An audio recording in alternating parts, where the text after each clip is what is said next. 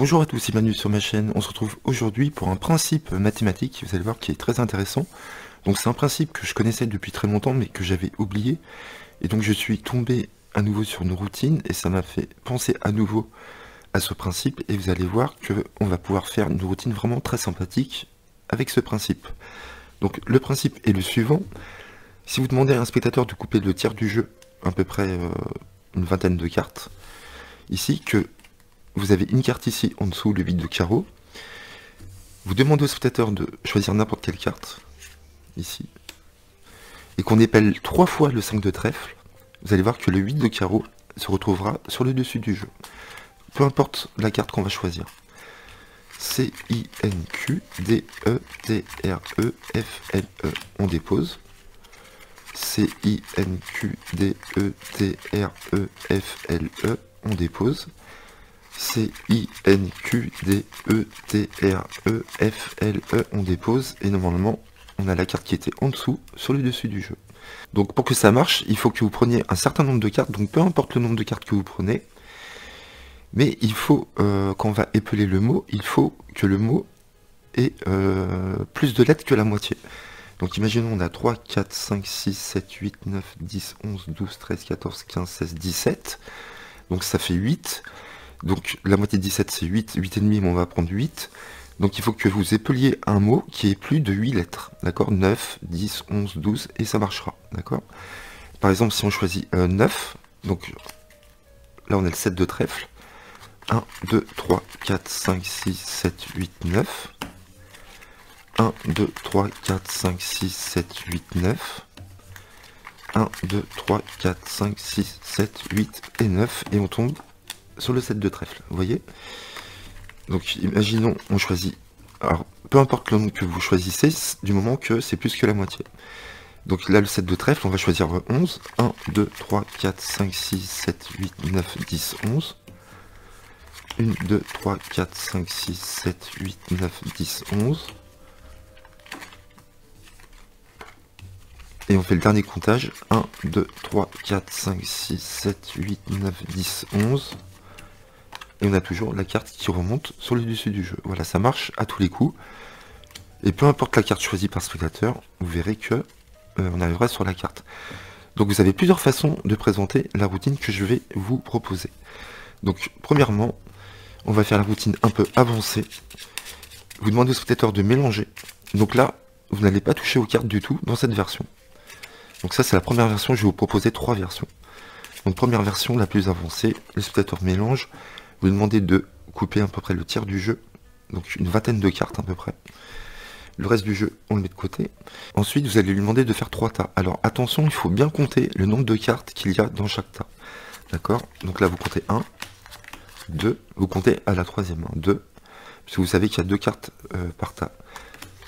3, 4, 5, 6 et 7. Là, vous savez qu'il y a 7 cartes, 6 cartes, et 6 cartes, d'accord, 3, 4, 5, 6, 7, 1, 2, 3, 4, 5, 6, 1, 2, 3, 4, 5, 6, ok. Vous demandez au spectateur de choisir un tas, n'importe lequel. Là, ce qui est important, c'est de savoir, quand il va reposer la carte qu'il va choisir sur ce tas-là ou celui-là, il faut savoir combien vous avez de cartes ici et ici. Donc là, j'ai 7 et 6. Donc là, il choisit le paquet du milieu, vous lui demandez de mélanger, de couper, et de mémoriser la carte sur laquelle il coupe. Ici, d'accord, la carte du dessous. Donc il va mémoriser le 9 de trèfle. Vous lui demandez de déposer, donc là vous ne regardez pas bien sûr, là vous pouvez lui faire face, et vous lui demandez de déposer ce tas-là, soit sur ce paquet-là ou sur celui-là. Imaginons, il dépose sur celui-là. Vous savez qu'à ce moment-là, la carte est en 7ème position, parce qu'il y avait 6 cartes, et la carte est en dessous, il vient de la déposer, donc vous savez qu'elle est en 7ème position. Ensuite, vous lui demandez de prendre un tas ici, de couper et de déposer ici, le reste des cartes ici, et de prendre le reste ici. Donc là, vous savez qu'elle est en 7ème position, à partir du dessous du jeu, 1, 2, 3, 4, 5, 6, 7. Donc là, vous allez enlever 2, donc ça vous fait 5, vous avez 5 en tête. Et là, ce qu'on va faire, c'est que vous allez devoir, par exemple, trouver un prénom de 5 lettres, d'accord? Donc c'est assez facile. Pendant que vous parlez, pendant que vous avez calculé, vous dites au spectateur, on va choisir un prénom, par exemple, Marie. Donc là, vous l'avez trouvé pendant que vous parliez, donc c'est très facile. Ou alors, vous pouvez dire, vous allez distribuer 5 cartes, ok. Mais le mieux, c'est de faire avec un prénom. Donc là, vous dites, on va le faire par exemple avec un prénom, on va prendre Marie au hasard. Et donc, vous allez distribuer, vous allez épeler Marie, M-A-R-I-E, vous allez retourner les cartes. Et vous allez encore épeler Marie, et vous allez les mettre comme ceci, d'accord? Donc, M-A-R-I-E, vous retournez les cartes, M-A-R-I-E, et là, il reste 4 cartes, et là, vous le laissez compter quand même, M-A-R-I, voilà, comme ceci.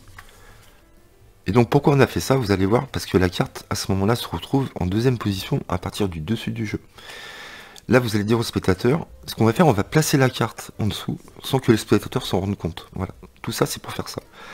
Donc là vous allez dire au spectateur de distribuer quelques cartes sur le tapis une à une, et au bout de 3-4 vous lui dites stop, arrêtez-vous, mélangez. Donc là il mélange, ici, il distribue encore quelques cartes, vous lui dites de mélanger encore. Et vous allez voir que automatiquement la carte va se retrouver en dessous. On va lui dire une dernière fois quelque chose. Donc là, il mélange, il dépose. Ok. Donc là, on vient vraiment de mélanger le jeu. Et là, la carte est en avant-dernière position. Et nous, on veut qu'elle soit en dernière position. Et là, à ce moment-là, vous dites, vous allez prendre la première carte du jeu, vous allez la perdre au milieu du jeu. Et vous allez prendre la dernière carte du jeu et vous allez la mettre dans le milieu du jeu. Ce qui fait que là, on a la carte sélectionnée du spectateur. À ce moment-là, lui, il ne le sait pas. Sous le jeu. Et c'est ce qu'on veut, on veut que la carte soit sous le jeu. Là, à ce moment-là, vous faites un ruban, et vous lui demandez de choisir une carte au hasard. Donc s'il choisit cette carte-là, bah, c'est pas grave, c'est super, parce que vous lui dites à ce moment-là quelle était la carte que vous aviez choisie, le 9 de trèfle. Et ce qui serait assez incroyable, c'est que la carte que vous avez choisie parmi toutes celles-ci, soit le 9 de trèfle. Et donc, c'est bien le 9 de trèfle. En général, les spectateurs prendront une carte vers le milieu. Voilà. C'est rare que les spectateurs prennent ici. Donc là, il peut choisir n'importe quelle carte. Donc là, vous lui dites, vous avez choisi le 4 de cœur, vous pouvez changer si vous voulez. Donc on va changer. Il change, imaginons. 4 de trèfle, il est satisfait.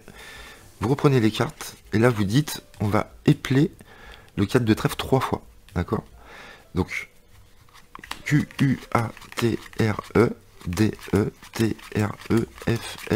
Voilà. Donc en prenant une vingtaine de cartes, le tiers du jeu, vous êtes sûr que ça marchera à chaque fois avec n'importe quelle carte. On fait une deuxième fois, Q-U-A-T-R-E, D-E-T-R-E-F-L-E. Une dernière fois, Q-U-A-T-R-E, D-E-T-R-E-F-L-E. Et là, à ce moment-là, on dit, ce qui serait fou, c'est que votre carte choisie soit ici sur le dessus du jeu. Je vous rappelle que vous avez choisi le 4 de trèfle, vous auriez pu choisir n'importe quelle autre carte. Et donc là, on va vérifier ensemble si votre carte est ici, ce qui serait assez fou quand même. Quelle était votre carte 9 de trèfle? Vous retournez, on est bien sur le 9 de trèfle. Voilà, donc ça, c'était la version qui est un peu longue. Vous allez voir, les deux autres sont beaucoup plus courtes. Donc cette version est un peu plus longue, mais le magicien ne touche jamais aux cartes. Voilà. Donc vous pouvez même le faire par visio, sans problème. Donc ça, c'était la version avancée, on va dire, qui est super, hein, déjà. Vous avez vu, ce qui est bien, c'est que on fait contrôler la carte choisie du spectateur, vraiment, sans qu'on touche aux cartes. Il la met en dessous, à la fin. Donc ça, c'est vraiment génial. Voilà, ça, c'est la version peut-être que je ferai, à mon avis. Ensuite, on va passer à la deuxième version, qui est beaucoup plus rapide. Donc là, vous demandez au spectateur de couper, il mélange, de couper le tiers du jeu. Vous lui demandez de choisir une carte. Donc là, il mélange le jeu avant, ici. Et vous allez contrôler la carte sous le jeu, bien évidemment. Donc là, vous pouvez mettre les cartes comme ça, il repose la carte ici, vous faites un break, vous faites une double coupe ici, donc la carte se retrouve sur le dessus du jeu, et là vous mélangez, vous passez la carte comme ceci, elle est en dessous, vous pouvez faire un milk shuffle, c'est-à-dire retenir la première et la dernière ici, en même temps, comme ça, ou vous pouvez à nouveau contrôler la carte du dessous sur le jeu, donc vous faites un mélange à la française, et vous contrôlez la dernière carte sur le jeu, et vous la repassez encore en dessous. Voilà, vous venez de mélanger 4 fois, et donc la carte est en dessous. Là, pareil, vous faites un ruban, il choisit une carte au hasard, 4 de cœur. Alors là, je crois pas qu'il y aura assez de cartes. Q-U-A-T-R-E-D-E-C-O-E-U-R. Oui, c'est bon, d'une carte, hein. Vous voyez, c'était juste là. On dépose, on compte encore 2 fois Q-U-A-T-R-E-D-E-C-O-E-U-R, on dépose. Q-U-A-T-R-E-D-E-C-O-E-U-R. Et on dépose. Et la dernière carte, c'est la carte du spectateur. Voilà. Je trouve ça génial qu'on puisse, que le spectateur puisse choisir n'importe quelle carte, qu'on compte 3 fois, et à la fin, la carte se retrouve sur le dessus du jeu. Ça, c'est excellent, parce que le choix est libre, il n'y a pas de forçage, d'accord? Donc ça, c'était la deuxième version, vous avez vu, vous n'avez qu'à contrôler la carte, comme bon vous semble, sous le jeu. Et ensuite, vous avez la troisième version qui est très intéressante. Là, ce que vous allez faire, c'est que votre jeu est déjà dans votre étui, et vous avez, par exemple, vous allez regarder la deuxième carte ici, donc c'est le 9 de trèfle, on va prendre encore le 9 de trèfle ici.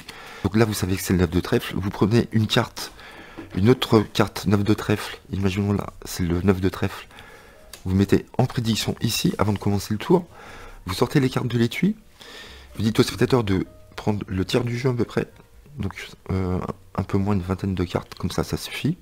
Et là, pareil, vous allez voir, le spectateur, sans qu'il s'en rende compte, va contrôler la carte qui est ici, sous le jeu. Donc pour faire ça, c'est simple, vous lui donnez les cartes dans les mains et vous dites, vous distribuez les cartes une à une sur le tapis, vous arrêtez quand vous voulez et vous mélangez. Il distribue quelques cartes, vous dites arrêtez-vous, mélangez, et vous faites ça jusqu'à la fin. Vous arrêtez quand vous voulez et vous mélangez. Il fait ça jusqu'à la fin, ok. Donc là, la carte du spectateur se retrouve en dessous.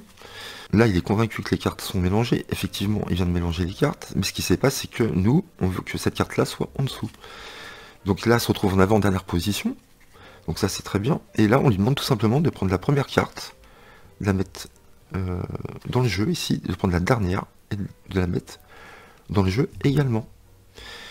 À ce moment-là, pareil, vous faites le ruban. Et vous faites comme d'habitude. Il prend une carte au hasard. Le roi de carreau.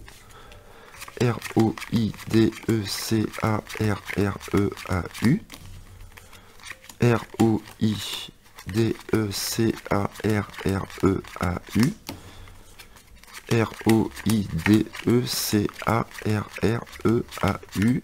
Et là, on retourne la carte, on arrive sur une carte. Là, vous montrez votre carte de prédiction, vous montrez également un 9 de trèfle. Donc là, c'est un joker, mais rappelez-vous, je vous ai dit que c'était un 9 de trèfle. Voilà, et on arrive sur les deux mêmes cartes. Et là, c'est fou, puisque le spectateur a choisi vraiment n'importe quelle carte. Voilà, et en plus, il a contrôlé sans qu'il s'en rende compte. Donc, je suis pas fan en général des tours avec qu'on épelle les lettres. Là, j'avoue que celui-là, il est très fort. Voilà, je l'adore. J'espère que vous aussi, vous allez aimer ce tour. N'hésitez pas à liker, à commenter, à vous abonner à ma chaîne. À très bientôt. Merci, bye bye.